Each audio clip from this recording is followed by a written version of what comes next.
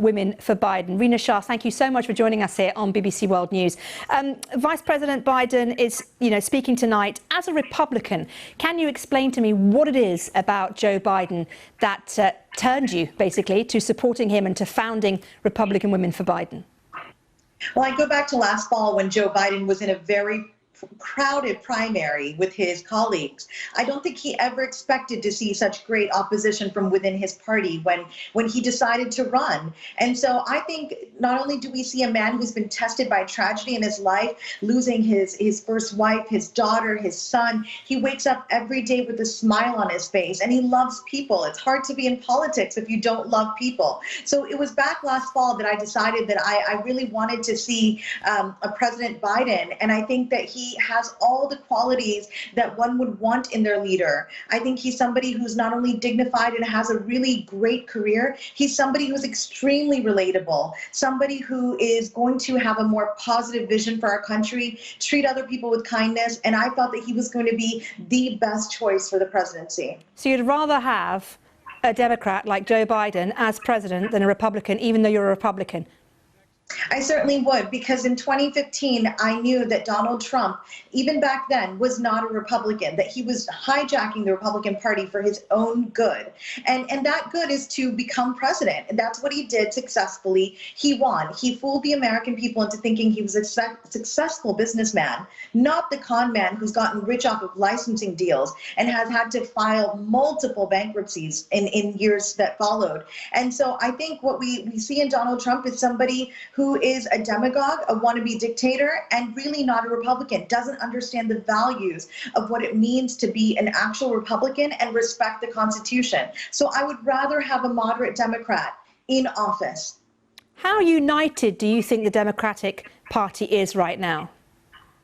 A lot has been made about how fractured they are, and that's been going on for months, ever since like I said, the very crowded Democratic primary. It was as if they learned nothing from the Republicans in 2016 when you had so many Republicans running and Donald Trump emerged. So the thing is with the Dems now, what we see is them coming together this week and unifying behind one person. A lot has been made, though. A lot has been made about how much speaking time people are getting. So people such as Senator Sanders, people like Congresswoman Alexandria Ocasio-Cortez. How much time are they getting on the podium? People are criticizing that. But I think the more important thing to look at is how they have come together to say that we really do not need a second term for Donald Trump, because it will be a danger to America. It will be a danger to the American way because of his disrespect for the co-equal branches of power and how he's undermining our institutions and has no respect for the rule of law.